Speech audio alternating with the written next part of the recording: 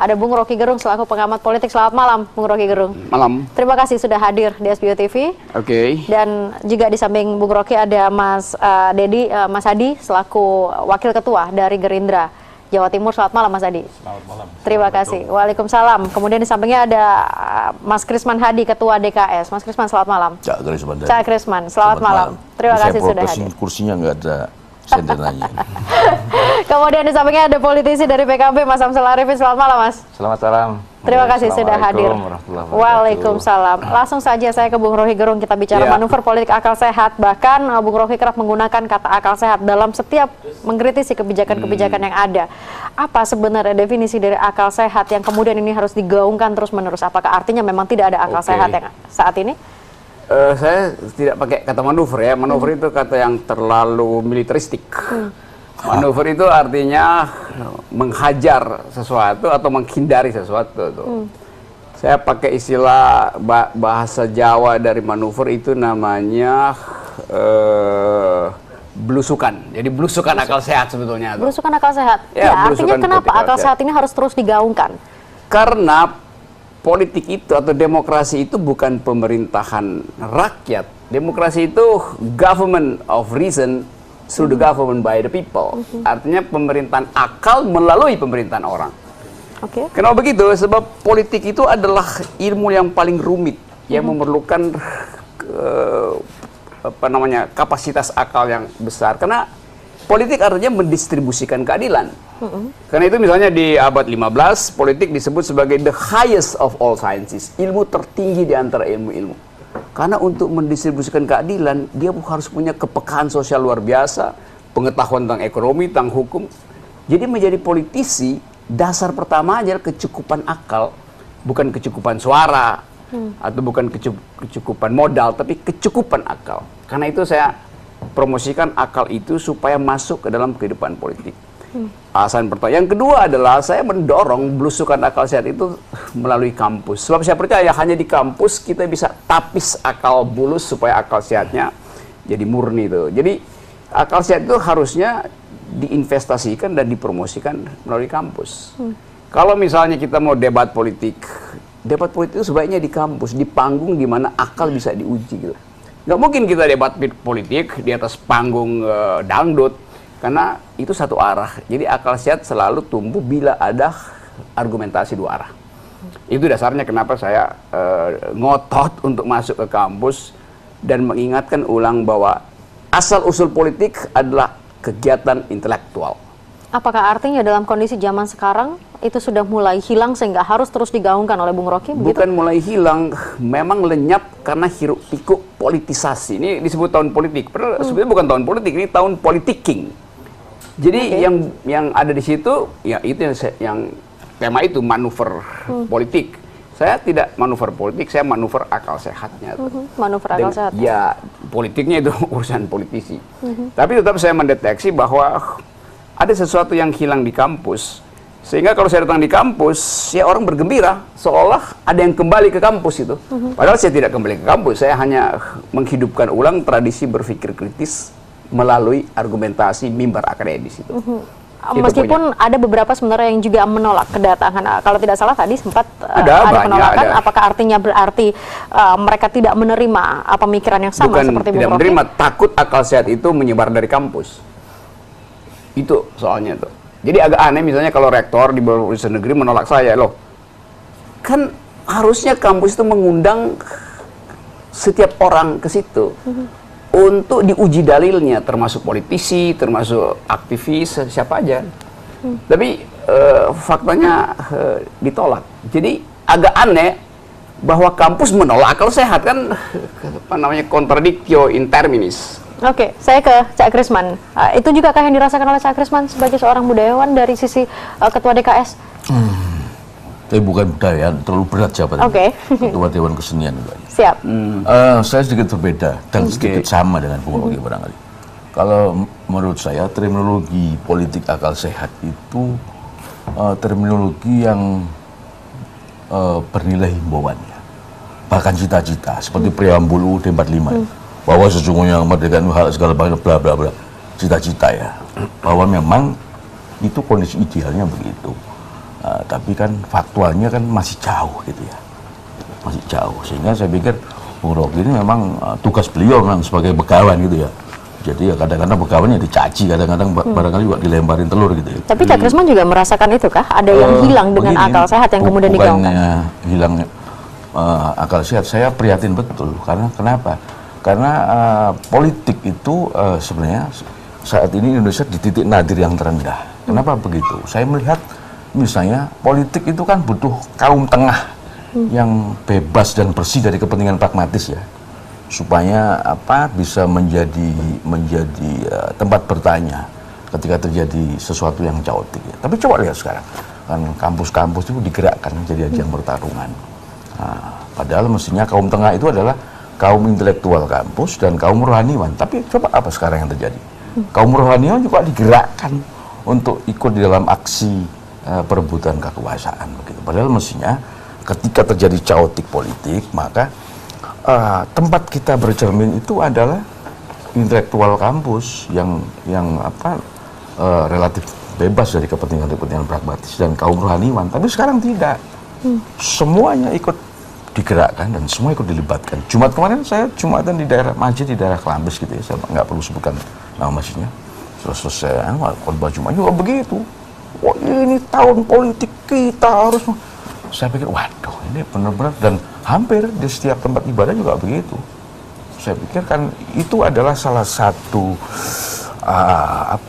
pertanda bahwa ini kita ini semua benar-benar lari ya. Bahkan lebih parah, bukan lagi tidak hanya sekedar kehilangan akal sehat, tapi sudah kehilangan sudah kehilangan naluri. Bahkan tetangga bisa berantem. Hanya karena berbeda. Berantem. Karena perbedaan pilihan politik. Ini macam apa gitu loh.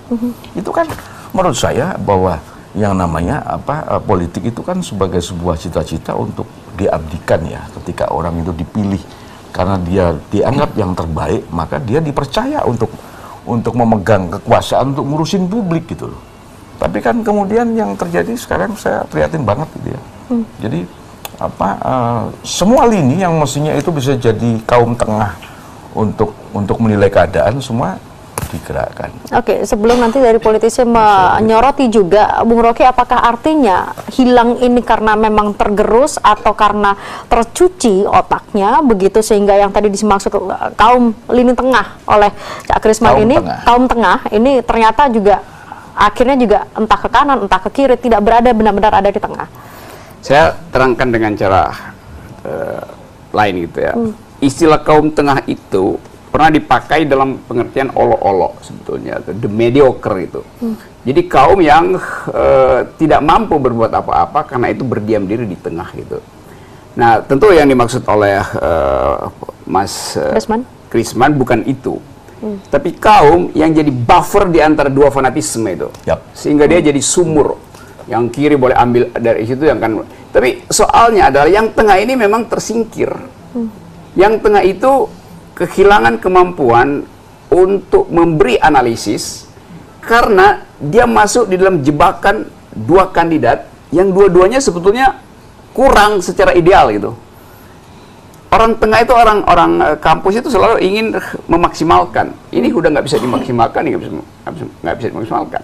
Karena itu dulu 2 bulan lalu saya masuk ke Mahkamah Konstitusi untuk minta supaya threshold 20% itu dibatalkan karena itu nggak masuk akal, supaya ada peluang yang disebut sebut aja golongan ketiga ini menumbuhkan alternatif gitu.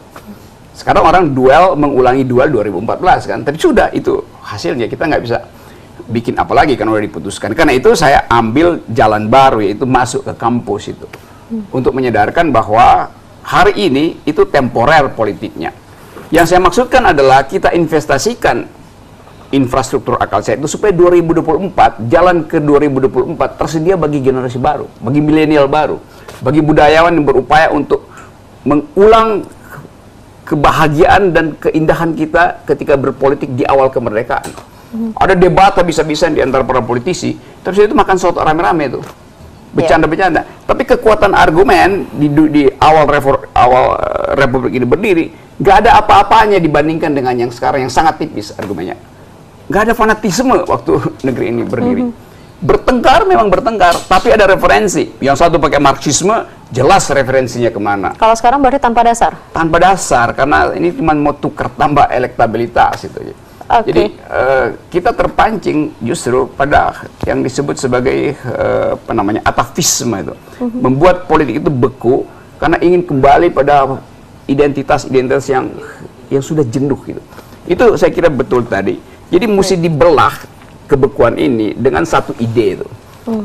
Ide kemajemukan, ide kesetaraan manusia, ide keadilan. Itu yang nggak ada di dalam forum debat kan. Kan kita mau lihat itu.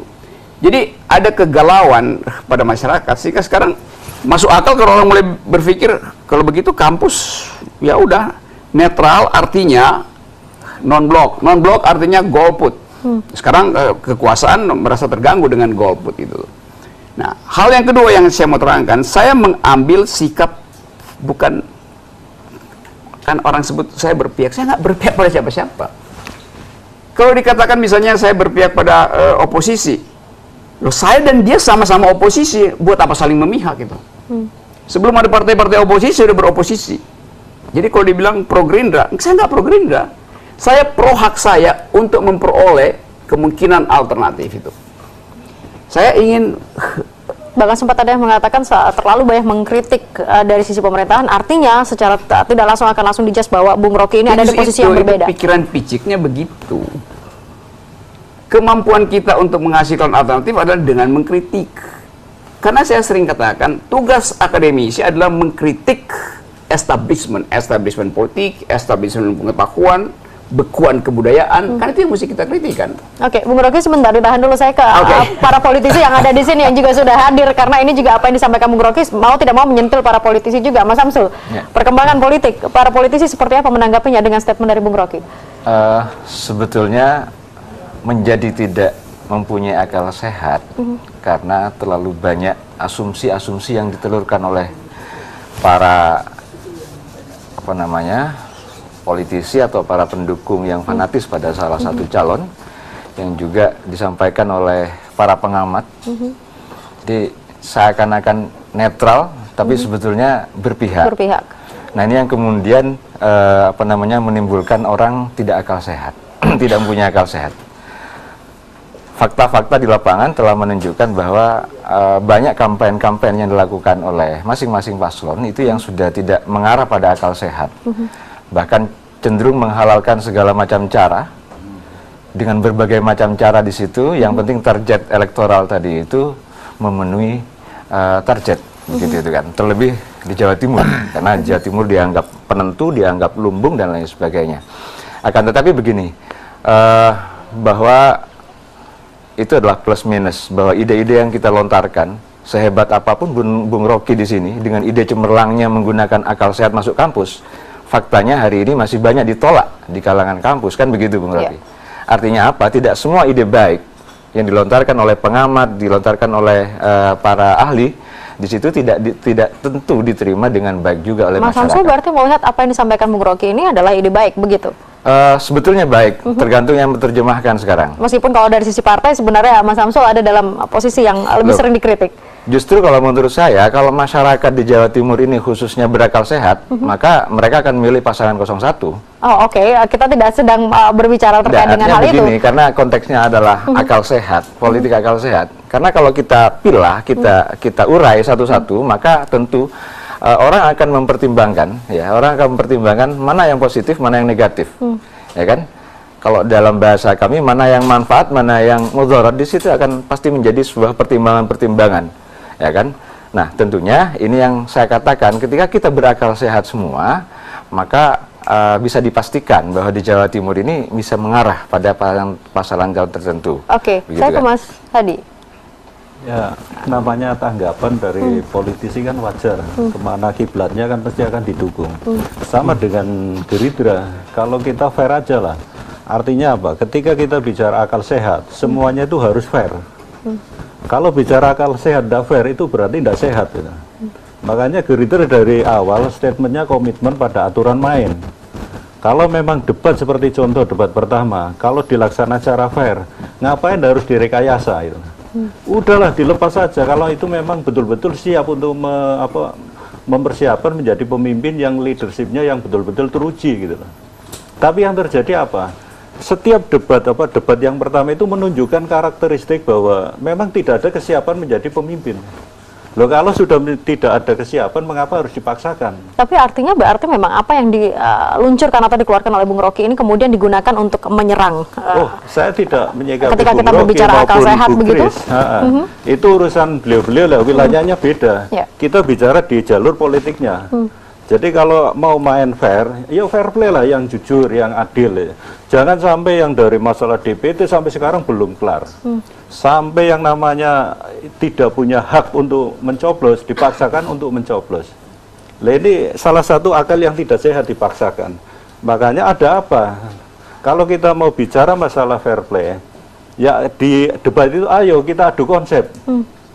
Dari awal Gerindra Pak Prabowo itu mengajak debat ini adu konsep. Jangan adu fitnah, apalagi adu domba. Ini yang terjadi kan sudah mengarah pada adu fitnah, adu domba. Apa yang dikatakan katanya punya sejarah dan sebagainya. Kalau kita bicara ke depan, yuk ayo kita tata ke depan. Kalau kita mau jujur-jujuran, 4 tahun yang dikerjakan selama ini incumbent itu apa gitu loh. Cak Krisman, ketika kita berbicara terkait dengan kondisi politik saat ini dan kemudian akal sehat ini terus digaungkan, apakah ini artinya memang bisa dimanfaatkan untuk menyerang salah satu? Apakah artinya yang satu berakal sehat, yang satunya tidak? Cak Krisman, melihatnya seperti apa kondisi politik sekarang? Tadi saudara-saudara saya di kiri kanan tadi memberikan, saya pikir sinyalemen bagus lah. Yeah. Saya ulang lagi kalimat saya tadi yang pertama ya, bahwa terminologi politik akal sehat itu adalah semacam bernilai himbauan, bahkan cita-cita kayak preambul di pembukaan Undang-Undang Dasar 45 itu. Tapi pada faktualnya kan masih jauh panggang dari api ya, atau api dari panggang kan masih jauh. Nah, jadi itu memang sebuah himbauan moral untuk kemudian menggunakan akal sehat. Tapi pada senyatanya, pada faktanya, ketika orang menjatuhkan pilihan politik itu kan susah untuk kemudian, hey, you mesti pakai akal sehat dong. Ini ada data, ada fakta. Karena itu berkaitan dengan selera. Nah, dan kalau berkaitan dengan selera itu kan persoalan rasa ya. Jadi ketika misalnya ada sekian banyak wanita cantik, kenapa yang saya pilih istri saya? Padahal ada yang jauh lebih cantik dan saya juga punya peluang untuk mendapatkannya. Itu sesuatu yang subtil ya. Karena ketika menjatuhkan pilihan, saya pikir pilihan politik itu juga tidak jauh beda dengan kita memilih istri. Pertimbangan-pertimbangannya sangat subjektif. Ketika kita suka pada pasangan tertentu, maka yang kita baca adalah setumpuk fakta dan data-data yang baik. Ketika kita tidak suka, maka data-data yang sebaliknya, yang negatif yang kita baca. Artinya lebih tinggi rasa sebenarnya, yang lebih bermain. Sekarang yang terjadi begitu. Makanya politik akal sehat itu adalah himbauan yang masih bernilai cita-cita. Dan kalau kita lihat faktanya tidak seperti itu, masih jauh. Bahkan barangkali mudah-mudahan lah tidak sampai 1 milenial kita butuh waktu ya. Mudah-mudahan adanya orang-orang macam Bung Rocky ini kan semacam kalau buat negara kan diperlukan nih. Orang-orang macam Bung Rocky ini. Bahkan kalau perlu diperbanyak jumlahnya, jangan cuma 1, kalau perlu ada 100 atau 1000 gitu ya. Orang-orang yang berteriak di jalanan gitu ya. Orang-orang yang berteriak di jalanan, dan kekuasaan mesti ramah. Mesti punya kuping dan dada yang lebar untuk mendengar suara-suara, bahkan yang suara-suara yang paling sinis dan paling satir pun dia harus wadai. Jadi kalau kemudian begitu ada kritik langsung di counter, dipandang negatif, saya pikir pisau itu kan jadi makin tajam karena diasah. Nah, kan batu pengasahnya harus banyak. Gitu. Tolak ukurnya seperti itu, Bung Rocky. Tapi sekali lagi bahwa politik akal sehat itu himbauan, bahkan cita-cita. Himbauan bahkan cita-cita, Bung Rocky. Politik adalah akal sehat, bahkan rasa juga. Ini bagaimana kita harus menyeimbangkannya? Memang itu poinnya, karena itu keliru kalau dibilang misalnya saya tidak netral karena beroposisi itu. Itu ajaib. Quotation itu. Lantas dari mana kita bisa memastikan bahwa Bung Rocky ini tetap netral? Karena itu saya mau terangkan sekarang tuh. Netral artinya tidak didikte. Itu dasarnya. Kalau saya mengkritik Jokowi karena didikte oleh Prabowo, maka saya tidak netral. Sebaliknya, kalau saya menghujat Prabowo karena didikte oleh Jokowi, saya tidak netral. Tapi kalau itu pilihan saya, maka saya pasti netral. Jadi ukurannya cuma didikte apa tidak didikte. Didikte oleh apa? Didikte oleh janji, didikte oleh uang, didikte oleh moral. Saya nggak didikte siapa-siapa. Jadi apa urusannya itu? Kalau saya ucapkan sesuatu, orang anggap didikte pasti. Kenapa? Karena beroposisi. Lu beroposisi itu kegiatan setiap orang, setiap jam, setiap saat. Beroposisi artinya memungkinkan sesuatu diuji. Saya hanya menguji. Orang bilang kenapa yang diuji Pak Jokowi terus? Karena Pak Jokowi yang punya record. Tapi adakah kemungkinan kemudian juga mengkritik atau bahkan menggunakan istilah Bung Rocky menghujat dari sisi ke Pak Prabowo-nya? Pasti. Tunggu aja dia dilantik sebagai presiden. Harus menunggu sampai dengan ketika dilantik jadi presiden dalam Kalau dia artian, bukan presiden, apa yang saya mau kritik coba? Mau kritik apa? Pak Prabowo tidak bikin infrastruktur. Memang dia belum bikin. Gagal di dalam memelihara lingkungan. Memang dia tidak lakukan. Karena dia belum punya power untuk mendelegasikan idenya tentang kekuasaan ke dalam birokrasi. Begitu dia pegang birokrasi, maka timbul kontras. Kok nggak begitu? Karena Pak Jokowi pernah bikin janji, maka sekarang kita lagi janjinya. Prabowo tidak bikin janji, apa yang mau ditagih itu? Kan akal sehatnya begitu kan? Jangan bikin. Tapi misalnya Pak Jokowi bilang, saya tidak punya beban dengan masa lalu. Loh 4 tahun ini beban dia yang kita sedang uji itu. Kalau orang nggak punya beban, ngapain nyalek ulang? Petahana itu pasti punya beban. Gitu. Gagal menaikkan pertumbuhan ekonomi misalnya. Tapi pemerintah berhak bilang, enggak, ekonomi bagus, 5,1%. Saya bilang pasti bagus. Kalau sebelumnya 3% itu. Tapi Pak SBY bikin 6%. Terus lebih bagus mana? Kan Pak SBY lebih bagus kan. Artinya saya bilang, Pak Jokowi buruk pertumbuhan ekonomimu tuh. Dibandingkan siapa? Tentu dibandingkan sebelumnya. Kan itu namanya evaluasi kan. Maka saya kasih kritik. Kalau dibilang itu suara oposisi. Ada tidaknya oposisi pasti begitu kesimpulannya tuh. Sama apakah seperti artinya tadi. berarti mengkritiknya nanti baru ketika setelah jadi dalam artian dalam posisi sekarang Bung Rocky Dengan tidak akan mengkritik sendirinya apapun. kekuasaan itu dikritik. Pertanyaannya, siapa yang punya kekuasaan hari ini? Power tends to corrupt. Absolute power corrupt absolutely. Karena itu demokrasi memberi fasilitas untuk pergantian kekuasaan melalui kompetisi politik. Lain kalau dua-duanya ya baru muncul atau dua-duanya pernah bikin prestasi. Jadi saya mengkritik kekuasaan. Pertanyaannya, siapa yang punya kuasa hari ini? Oke, yang Prabowo dia tidak punya kuasa. Bahkan dia bisa hilang di dalam elektabilitas atau akhirnya dia memenangkan elektabilitas. Bagaimana dengan rekam jejak? Apa rekam jejak Prabowo di dalam pemerintahan? Apakah harus selalu terkait dengan pemerintahan atau mungkin Tentu juga rekam saja. jejak dari seseorang yang akan maju ke dalam satu Ya tentu saja. pemilihan? Itu urusan pers untuk Ya. rekam jejaknya apa. Tapi apakah itu beban itu? Tentu saja beban. Dia hak asasi manusia misalnya. Itu beban Prabowo yang saya kritik itu. Oke. Pak Jokowi punya beban hak asasi manusia nggak? Punya, karena memelihara pelanggar HAM di dalam kekuasaannya justru. Karena itu saya kritik duluan. Bahwa Pak Jokowi tidak punya hak moral untuk mengkritik hak asasi manusia Prabowo, karena dia juga memelihara pelanggar HAM. Saya di luar punya hak moral untuk kritik dua-duanya gitu. Jadi mesti dibedain, itu yang saya terangkan. Kalau kan yang dimaksud Pak Jokowi beban masa lalu kan ya beban hak asasi manusia tuh. Dan kabinet Pak Jokowi itu adalah kabinet yang diisi oleh orang yang juga punya problem dengan hak asasi manusia. Oke. Di dalam rekor PBB, di dalam rekor internasional, nama-nama yang memegang kendali politik di rejim sekarang bermasalah dengan hak asasi Mungkin saya manusia. potong, Pak Roy. Oke. Gini, masalah rekam jejak Pak Prabowo, saya adalah pelaku 98, pelaku 96. Jadi kalau bicara masalah HAM, kita itu diamankan oleh beliau, bukan kita itu dihilangkan. Oke, saya terangin dulu ya, itu juga salah tuh. You tidak bisa klaim karena you bilang you pelaku gitu. Yang bisa judge itu orang yang bukan pelaku, yang tahu ini itu. Jadi kalau Anda ada di situ tentu nggak salah Itu ya. Mas Samsul juga kan? Juga Oke. 98. Dia juga, ini Mas Karena dia Samsul juga juga- pelaku jadi juga. karena Saya juga Jadi- pelaku 98, aktivis Ya, 98. itu soalnya Aktivis ya, kan orang aktivis. saling saya pelaku. Loh saya pelaku, saya bawa mahasiswa saya ke bundaran Senayan dan dihajar di situ. Tapi saya tidak mungkin untuk bikin semacam pembenaran atau apologi hari ini. Jadi karena ada pelaku dan sekarang ada di pihak kekuasaan, demikian juga dia. maka dua-duanya bias di dalam Enggak, mengucapkan. satu sisi memang dulu saya ada di pihak mereka. Karena kita anggap mereka baik. Ya. Dalam perjalanan waktu ternyata yang ada adalah manipulasi. Ya. Ternyata ini Pak Prabowo ini selalu dijadikan kambing hitam, dijadikan menjadi korban. Ya. Akhirnya kita kan istilahnya orang Indonesia punya terenyuh hati. Mengapa orang ini selalu disalahkan padahal orang ini benar itu. Kalau memang bicara Soal masalah, saya kira bukan personal masalah lah hati, itu. ini masalah memang. Ya soal Kalau masa kita- tadi seperti tadi kata nasionalisme Bapak Grisman itu berarti kan. harus muncul gitu loh. Jangan hanya memilih pemimpin hanya karena ada euforia tertentu, dimanipulasi atau digiring. Iya, oke, atau- itu. Kan gampangnya kan begini kan. Hak asasi manusia mesti diselesaikan oleh pemerintah manapun. Itu perintah undang-undang.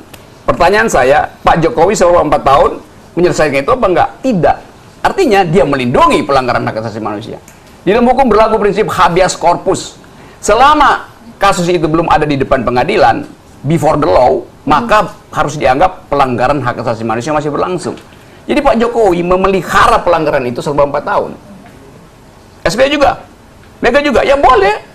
Terus sampai ke belakang, Majapahit segala macam. Tapi faktanya sekarang, di dalam real politik hari ini, Presiden Jokowi tidak boleh secara etis menuduh itu pelanggaran HAM. Karena justru tugas dia untuk mengadili melalui pengadilan yang bersih dan tidak dia lakukan. Oke, Bung Rocky, saya hold di situ, Mas Samsul. Ini juga menjadi satu bagian kritik dan mudah-mudahan ini juga menjadi pembelajaran supaya tidak saling mengklaim siapa benar siapa salah begitu, Mas Samsul. Wajar, saya pikir ketika seseorang di dalam sebuah tampuk kekuasaan dikritik itu wajar, karena Pak Jokowi bukan malaikat. Pak Jokowi tetap manusia. Oke. Nah, saya kembali kepada soal akal sehat sekarang. Pak Hadi mencontohkan, Mas Hadi mencontohkan soal DPT sekarang. Yang di dalam pemberitaan sampai dengan angka 25.000. Apakah itu masuk akal? Ya, selama ini belum ada kemudian penelitian yang itu menyatakan bahwa itu betul 25.000 yang sudah ada ganda. Bahwa di situ ada ganda, iya. Gitu kan? Tapi nilainya jumlahnya tidak sebesar itu. Nah, itu butuh apa namanya analisis, butuh betul apa namanya kebenaran berpikir, butuh cara akal yang sehat, yang betul-betul sehat untuk menelaah semua itu. Termasuk banyak berita-berita hoax yang selama ini sudah tersebar. Apakah berita-berita itu betul, sudah dinalar, sudah dianalisis, atau hanya sekedar euforia bahasanya tadi itu, karena antusiasme, ya, ambisi dan lain sebagainya, kemudian otak kita ini kemudian tidak normal gitu, tidak sehat. Nah, terus itu menjadi tugas siapa dong? Karena yang sekarang Nah, terjadi itu fenomena di akan masyarakat menjadi tugas, akhirnya terpecah. akan menjadi tugas masing-masing, ya, akan menjadi tugas masing-masing untuk menelaah masing-masing. Contoh sekarang kasus Ratna Sarumpait, ya kan? Bagaimana kita bisa menganalisis secara akal sehat?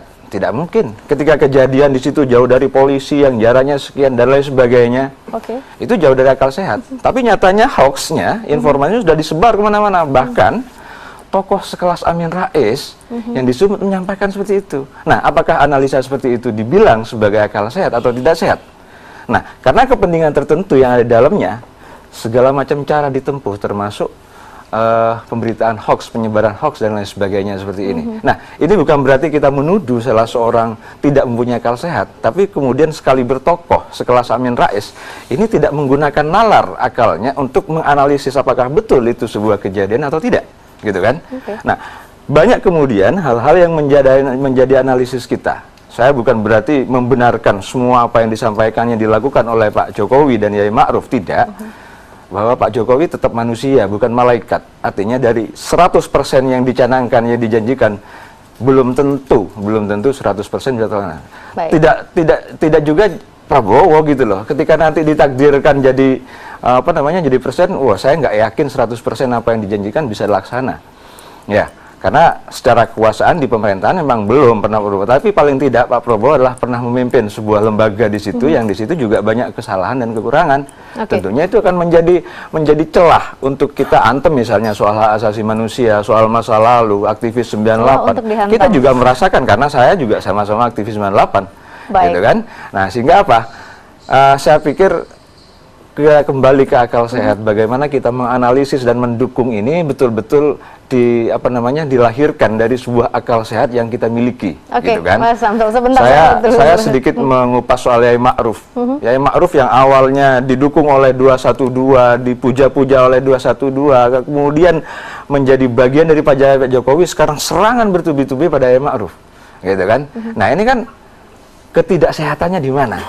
Oke. Bahwa sepuh, iya sepuh. Dan setiap orang punya hak politik.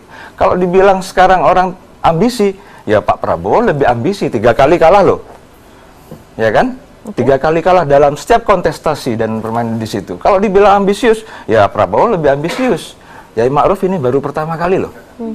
Yang kemudian di situ ada yang namanya ijtima ulama dan lain sebagainya. Ini kan kemudian memproduksi isu yang kemudian bagaimana bisa dijadikan makanan yang empuk oleh masyarakat. Nah, ini yang harus kita jadikan pelajaran di bawah, bahwa akal sehat itu saya setuju untuk memberikan pencerahan dan pendidikan politik kepada masyarakat, khususnya di masyarakat bawah. Oke, sebelum saya ke Cak Krisman, tentunya sebagai penengah begitu ya, kanan dan kiri, karena Cak Krisman ada tengah-tengah. Saya ke Mas Adi dulu. Mas Adi?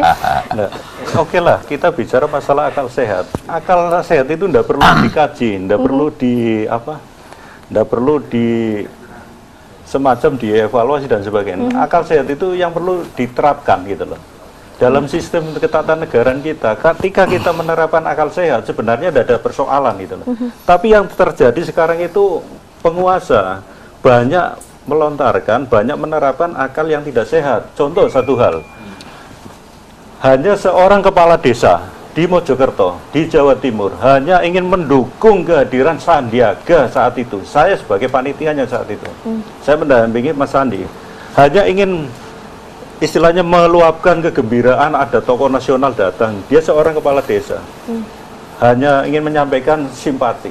Di situ divonis sebagai istilahnya kayak orang terpidana ya, tertuduh karena kejahatannya gitu. Nah, kalau kita akal sehat, apa salahnya manusia ini dipenjarakan padahal tidak merugikan negara gitu loh. Satu hal yang menjadi catatan, ketika orang itu merugikan negara baru dipenjara gitu. Yang terjadi apa sekarang? Orang tidak merugikan negara sampai di penjara. Itu satu contoh. Kedua, Dani hanya pada persoalan kata-kata. Ini kalau kita bicara akal sehat, negara apa yang dirugikan? Harus sehat dong kita. Fair gitu loh. Tapi yang terjadi apa? Dani di penjara, kepala desa di penjara, hanya persoalan kata-kata, tidak merugikan. Hukum itu berpijak, ketika orang itu merugikan baru dihukum. Kalau hanya kata-kata, itu kan hanya sebatas luapan, ungkapan, perasaan. Kan mungkin kalau diklarifikasi, mungkin selesai. Mengapa harus dipenjarakan? Penjara bukan tempatnya orang bicara gitu. Tapi penjara adalah tempatnya orang melakukan kesalahan. Itu akal sehat. Yang terjadi sekarang itu, bagaimana kita akan mengatakan akal sehat, sementara hukum saja tidak sehat. Oke, Adi, Cak Krisman. Sekarang tambahan. Satu hal, apa Mas? banyak kepala daerah, gubernur, bupati menyatakan dukungan ke nomor 1. Mengapa mereka tidak dipenjara? Oke, Mas Adi, sehatnya di mana sekarang? Oke, itu dianggap tidak sehat begitu ya, karena masing-masing punya definisi sehat dan tidak sehat ternyata. Cak Krisman. Iya, untung saya bukan aktivis tapi pasifis lah ya. Ya, tapi ketika tahun 1988 saya mulai bikin kelompok studi dengan kawan-kawan Bandung, Jogja, ada Istia. Tapi Bung Rocky ini namanya sudah malang melintang lah gitu ya. Tapi saya melihat bahwa begini, kalau dulu zaman aktivis perlawanan terhadap Orba itu heroismenya memang beda lah ya. Jadi mau ikut masuk jadi partisan, mau ikut masuk pada kekuasaan itu kita lecehkan rame-rame. Tapi sekarang enggak, malah itu jadi bagian dari perebutan gitu ya, supaya juga ikut dapat kue gitu ya. Tapi tidak apa-apa lah, itu persoalan pilihan. Tapi saya melihat bahwa kita tidak boleh terlalu pesimis lah ya dalam kondisi seburuk apapun. Meskipun saya prihatin ya, yang saya prihatin tetap itulah, bahwa harusnya kampus dan rohaniwan itu bisa jadi tempat untuk menimba seperti terminologinya Bung Rocky tadi itu. Dan juga Bung Rocky lah sebagai salah satu begawan kita gitu ya. Mestinya kan juga tidak hanya di panggungnya Prabowo, juga harusnya di panggungnya Jokowi juga. Pasti. Gitu. Harusnya begitu. Nggak pernah diundang. Enggak. Harus diundang itu nanti ya. wilayah beliaunya.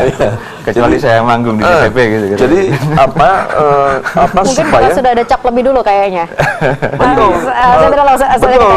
Bung Rocky, ada banyak percakapan yang sebenarnya menarik kalau kita berbicara terkait dengan akal sehat. Tapi sekali lagi, Bung Rocky mengatakan bahwa karena memiliki kekuasaan maka itu layak untuk dikritik, begitu kan? Lantas apakah memang hanya semata-mata mengkritik atau pernahkah juga Bung Rocky melakukan memberikan pujian juga? Tentu saya berupaya beri pujian, tapi apa yang akan saya pujikan? Kan itu soalnya. Misalnya begini, pemerintah ngotot terus bahwa kami bukan pembuat hoax seperti tuduhan Rocky Gerung. Dalil saya tetap, pemerintah adalah pembuat hoax terbaik. Hoax belakangnya itu soal Abu Bakar Basir. Apa itu bukan hoax? Keluar dari mulut presiden, akan dibebaskan atas alasan kemanusiaan. Belum sampai 24 jam dibantah oleh Menko Polhukam sendiri. Tidak begitu maksudnya. Artinya presiden bikin hoax. Mestinya menteri yang bikin hoax supaya bisa dikoreksi oleh presiden. Di dalam diplomasi diumpankan si menteri bikin sesuatu, kalau ada ketegangan panglima tertinggi bilang saya ambil alih. Sekarang panglima tertingginya itu presiden bikin hoax terus dikoreksi oleh menteri. Di mana etikanya itu? Kan ngaco logikanya kan? Kalau anak buah bikin kesalahan, nanti ada pemimpin yang akan perbaiki atau hukum dia. Kalau sekarang siapa yang menghukum Pak Jokowi? Kesalahan Wiranto cuma bilang itu gerasa gerusu tuh. Padahal itu hinaan bahwa kok pemimpin saya gerasa gerusu itu. Jadi tetap hoax dibuat dari istana. Oke. Yang kedua, tuduhan misalnya saudara Rocky Gerung memihak pada 212 di acara Monas. Saya bilang saya nggak memihak 212. Saya memihak hak saya untuk tahu apa itu 212. Lain logikanya. Saya mau tahu 212 di Monas apa itu. Kenapa saya mesti tahu? Itu peristiwa politik. Saya warga negara mau tahu. Kenapa informasinya nggak ada? Kenapa pers tidak beritakan? Oleh karena itu saya kritik pers. Junto pemerintah yang menghalangi informasi terbaik yang harus menjadi hak publik. Jadi saya menuntut hak saya untuk tahu apa itu 212 di Monas. Apakah saya memihak 212? Enggak. Saya memihak hak saya untuk tahu. Tapi framing kan, itu pro 212 yang radikal. Ya, artinya kemudian bagaimana memisahkan bahwa... Karena akal sehat itu tidak ditumbuhkan. Orang diarahkan untuk atau pro atau anti tanpa argumentasi. Itu soalnya kan. Tapi artinya apakah memang pemerintahnya sekarang ini memang tidak punya kebaikan sama sekali sehingga memang harus terus dikritik untuk kemudian memunculkan dialektika itu begitu? Yang membuat tidak netral Bung Rocky di situ. Sekarang saya kasih tahu coba ya. Berikan saya satu sinyal supaya saya kasih pujian pada Pak Jokowi. Apa? Oke, Mas Samsul. Saya pikir tidak harus dikasih tahu. Saya pikir Bung Rocky bisa menganalisa dan bisa membaca apa kebaikan yang ada dalam sebuah pemerintahan Jokowi. Saya sudah itu menganalisa yang saya pikir dari Bung Rocky yang orang melihat bahwa Bung Rocky ini tidak netral. Iya benar. Kenapa selalu kritikan-kritikan tajam dan pedas terhadap pemerintah, sementara tidak ada penyeimbang sebagai balancing di situ terhadap kebaikannya pemerintah. Saya katakan tadi tidak ada yang namanya manusia di situ itu semuanya baik 100%. Pasti ada celah salah. Dan tidak ada sekarang contohnya kalau ya? Bung Rocky itu mau baik pada pemerintah, kenapa kemudian istilah 212 itu sekarang di akhir-akhir ini cenderung diarahkan kepada pasangan calon tertentu, gitu oleh kan? siapa? Oleh ya tergantung persepsi sekarang kan. Karena itu. Nah, sehingga apa? Kalau Bung Rocky bisa mengkritisi, mestinya gerakan 212 yang awalnya tidak seperti itu, yang akhir-hari ini kemudian diarahkan ke 212, itu dikritisi dong. Sekarang saya terangkan sesuatu yang netral tentunya gitu kan. Itu baru kita anggap baru Bung Rocky netral. Benar kamu. Saya mau kritik 212. Berikan saya fakta tentang apa yang terjadi di Monas. Saya tunggu 24 jam, nggak ada yang beritain tuh. Jadi apa yang saya mau kritik?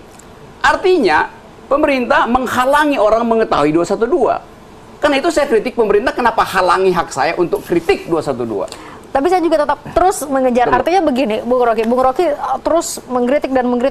Apakah memang tidak ada pujiannya? Ada, tapi contohnya palsu. apa Bang? Contohnya apa Bung? Contoh pujian kebaikan, sedikit kebaikan yang ada. Kamu betul tadi. Pujian itu datang dari analisis. Saya bikin analisis dan saya tidak temukan satupun yang bisa saya pujikan. Soal lingkungan, soal HAM, soal pertumbuhan ekonomi, soal demokrasi. Coba you sebut. Artinya semua salah begitu? Salah. Semua salah? Memang semua salah. Sebutin satu coba. Tidak ada kebaikan satupun. Setiap kekuasaan apakah Gini. artinya semua salah? Karena saya nggak temukan, you sebutin kebaikan. Kalau ada saya pujikan. Apa? Saya pikir tidak harus saya nyebutkan. Bung Rocky ini adalah seorang analisis yang Justru tajam. saya bikin analisis dan nggak menemukan. Nah iya justru. Kenapa mesti dipaksa menemukan? Kita mempertanyakan independensi Bung Rocky, kenetralan Bung Rocky di situ karena satu pun tidak menemukan kebaikan. Sekarang. Ya kan? Satu pun tidak ada menemukan Memang nggak kebaikan. ada. Apa coba itu? Sangat mustahil. Coba. Sangat Oke, mustahil. Cak Risman, Kita hidup di negara ini. Kita Kita hidup di mencoba negara ini supaya tidak ada semuanya satu tetap pun yang netral mustahil. gitu Memang ya. nggak ada. Saya kaum santri, Bung. Coba Saya kasih kaum tahu santri. satu. Minimal hari Apa? ini ketika pemerintahan Bung Jokowi, Oke. Bung Jokowi di sini sudah jelas sudah adanya yang namanya peringatan Hari Santri Nasional. Bagus Karena itu. saya santri. Benar. Ini salah satu kebaikan yang saya rasakan sebagai kaum santri. Sekarang saya bandingkan dengan keadaan masyarakat yang terbelah tuh. Maka saya ambil kesimpulan tidak berhasil. Pemerintah yang namanya memelihara kebaikan itu pluralisme. kemudian tidak bisa dibandingkan dengan sebuah keburukan, tidak bisa. Kalau begitu Oke. kebaikan dibandingkan dengan Ya, kebaikan. ada analisis yang kemudian ini menurut kategori baik dan analisis yang menurut kategori kurang baik. Ya, itu namanya Kalau analisis. semuanya dianggap kurang baik, saya pikir Ini bukan contohnya manusia ini. Oke, lah. Mas Hamzo, Bung Rocky, apakah sebentar. seperti ini? Apakah Mengapa saya tidak berpikir mengarahkan saya secara akal untuk sehat? menganalisis untuk menemukan hal yang baik? Oke, baik. Sebentar. Secara metodologis itu ngaco itu. Oke, Loh, sekarang sebentar, gimana saya- kita mau mengarahkan? Bung Rocky supaya jauh tenang lebih dulu. tajam, lebih senior Nah, dari kita. Justru karena saya lebih tajam, Anda tumpul, ikuti analisis saya. Baik, Bung Rocky. Kalau tidak bisa menganalisis, tidak bisa bagaimana? Tidak bisa menganalisis yang baik, Mas gitu Hamzo, kan? sebentar ya, saya boleh ngomong dulu sebentar. Tidak menganalisis yang baik. Mas Adi sebentar, saya Masa ke Cak semuanya Risman. jelek? Berada di tengah-tengah sekali Oh, lagi. iya. Cak Risman, monggo. Ya. Kalau saya tidak bisa menyebutkan kebaikannya presiden kita, saya aja yang menyebutkan, saya wakili lah. Oke, silakan Cak Risman. Terima kasih, terima kasih. Beliau kurus kerempeng barangkali suka puasa terus lah. Itu kebaikannya. Itu kebaikan. Suka puasa. Ya tapi kan Bung Rocky ini bukannya saya membela beliau ya, Oke. tapi faktanya bahwa itu tugasnya kritikus seperti itu. Ya. Kalau nyari Tugasnya- kebaikannya ya memang yang menjadi pihak. Iya, itu penjilat yang cari kebaikan tuh. Kalau Oh. saya tidak Tapi bukan cari- saya yang ngomong, itu cari Rocky itu ya. soal itu. Jadi memang kritikus seperti itu ya. Tapi kan apa ya? Kalau saya hanya melihat pada ini ya, pada sisi apa ya? Karena politik itu kan ya butuh sentuhan artistik ya. Betul. Jadi saya melihat bahwa sudah nggak artistik lagi lah politik Indonesia ini. Menurut saya sudah didominasi ya. Menurut saya kekasaran saja gitu. Sudah jauh dari Jadi artistik. benar-benar hanya murni pure orang adu jago itu ya, pertarungan untuk perebutan kekuasaan. Tapi mestinya kan bisa di apa ya? Kalau misalnya peradaban itu lebih tinggi, itu bisa menjadi dimensi yang lebih artistik perebutan kekuasaan itu. Bahkan menjadi semacam happening art gitu ya. Dan itu artinya cita-cita. Saya pikir cita-cita seperti ini. Politik akal sehat itu cita-cita. Faktanya tidak. Baik. Belum. Dan mudah-mudahan bisa ke sana. Mas Adi. Kalau kita menyikapi masalah analisis dan sebagainya, mengatur negara itu tidak perlu analisis. Yang dikedepankan adalah program. Wah, Jadi sebelum memimpin atau sebelum meraih suatu kedudukan, kita itu punya program. Apa yang ditawarkan? Ini bicara masalah konsep akhirnya. Bukan masalah ukurannya kebaikan dan keburukan. Ketika orang itu tidak bisa melakukan program, ini bisa dikatakan gagal gitu. Loh, 4 tahun berjalan sudah tidak bisa sukses, mau dikatakan sukses dari mana? Gitu. Kita itu negara tidak usah mikir kebaikan pemimpin, keburukan pemimpin. Yang kita bicarakan adalah program. You mau memimpin negara, programnya apa? Setelah 4 tahun programnya bisa berlaksana apa enggak? Gitu. Kalau mau nambah program silakan. Jadi kita di kampanye besok, debat kedua, ayo kita adu konsep, adu program. Tidak usah bicara hoax dan sebagainya. Kita menuju pada sasaran ke depan, tidak usah ke belakang. Kalau berani, terbuka, kampus dimasuki juga, biar ada kenetralan. Yes. Gitu aja. Baik. Nggak usah mengukur masalah kebaikan dan sebagainya. Ini negara. Baik, sepertinya kalau kita berdiskusi semacam ini, waktunya sangat-sangat kurang sebenarnya. Tapi terakhir, Bung Rocky, kalau bicara tentang manuver politik akal sehat, mestinya ngomong 3 apa hari 3 malam lah. tergantung dari jadwalnya Bung Rocky lah. Kalau ada di Iya. Surabaya cukup lama, kita nanti bisa buat 3 hari 3 malam. Bung Rocky, bagaimana masyarakat juga harus menyikapi terkait dengan pesta demokrasi ini? Saya mutar di seluruh provinsi itu dan bertemu dengan akademisian itu. Dan ada gairah untuk melihat perubahan itu. Jadi saya pastikan infrastruktur akal sehat kita bisa dihidupkan ulang. Jadi sekali lagi itu poinnya. Yang kedua, saya nggak pernah kritik Joko Widodo sebagai persona. Yang saya kritik adalah penampilan publiknya, tubuh politiknya saya kritik, kebijakan politiknya saya kritik, bukan kebijakan privatnya sebagai manusia. Saya nggak pernah singgung integritas dia. Bahkan saya puji dia. Orang katakan, tapi Pak Jokowi sederhana. Tentu, saya memuji kesederhanaan dia. Kesederhanaan adalah hal yang baik. Sebagai kepala keluarga, dia sederhana, saya puji. Tapi sebagai kepala negara, tidak cukup dengan sekedar tampil sederhana. Jadi dia baik sebagai kepala keluarga, tapi buruk sebagai kepala negara. Itu. Dan saya bisa buktikan bahwa saya mengevaluasi kedudukan beliau sebagai kepala negara, bukan sebagai kepala keluarga. Tuh. Karena ini urusan publik, soal negara. Tuh. Nah, bayangkan misalnya, satu keputusan yang sangat drastis untuk menentukan apakah Abu Bakar Ba'asyir itu bisa dibebaskan atau tidak. Kalau bisa, demi alasan apa? Mestinya pertimbangan beliau itu lengkap. Akhirnya dia gagal untuk membuat keputusan. Yang gagal siapa? Joko Widodo? Enggak. Kepala negara yang bernama Joko Widodo. Itu yang saya kritik. Artinya siapapun nanti akan menjadi kepala negara, artinya Bung Rocky tetap ada posisi seperti sekarang ini. Ya, Pak Prabowo kan saya bilang kemarin, 12 menit setelah saudara Prabowo dilantik sebagai presiden, you memperoleh kritikan saya pertama. Saya bilang begitu di pidato kemarin. Bisa ya langsung menemukan dalam 12 menit pertama tuh langsung bisa ketemu kritikan ya? Jangan kan 12 menit, saya 2 menit langsung ketahuan tuh. Karena dia mesti ucapkan kalimat pertama kan, waktu dia dilantik tuh. Kalimat pertama aja bisa kita persoalin, logikanya benar apa enggak, retorika apa, substansinya ada apa enggak, tuh. Gampang, sangat mudah. Baik. Assalamualaikum warahmatullahi wabarakatuh. Waalaikumsalam. Bung Rocky, satu pertanyaan terakhir Bung Rocky sebelum kita tutup diskusi kita. Bung Rocky selalu menggaungkan akal sehat kemana-mana, bahkan juga boleh dikatakan menjadi sentilan bagi semua orang. Ya. Satu pertanyaan, mudah-mudahan Bung Rocky tidak tersinggung. Berarti Bung Rocky dengan sendirinya mendeklar bahwa diri sendiri Bung Rocky tidak kehilangan akal sehat dan tidak akan kehilangan akal sehatnya? Saya setuju dengan kesimpulan kamu. Terima kasih. Begitu? Bung Rocky berarti karena saya nggak bisa bantah. Artinya Bung Rocky mengklaim bahwa Bung Rocky tidak kehilangan akal sehat. Dialektik dari reason itu begitu. Kalau saya kehilangan akal sehat, tidak mungkin saya mempromosikan sesuatu yang tidak saya punya. Dan orang bilang arogan, bukan arogan. Itu determinasi kita untuk menghasilkan generasi baru. Kalau kita tidak punya determinasi, nggak ada gunanya kita hidup sebagai warga negara yang ingin melihat perubahan ke depan. Gitu. Baik, Bung Rocky, terima kasih banyak sudah hadir malam hari ini. Mas Adi, terima kasih. Pak Trisman, Mas Samsul, terima kasih. Dan pemirsa, ini menjadi akhir kebersamaan kita pada malam hari ini. Ya, definisi akal sehat. Mungkin memang Bung Rocky memiliki definisinya sendiri. Banyak orang juga memiliki definisinya sendiri, tapi mudah-mudahan tidak ada satu orang pun yang kehilangan akal sehatnya. Saya Agnes pamit, selamat malam, sampai jumpa.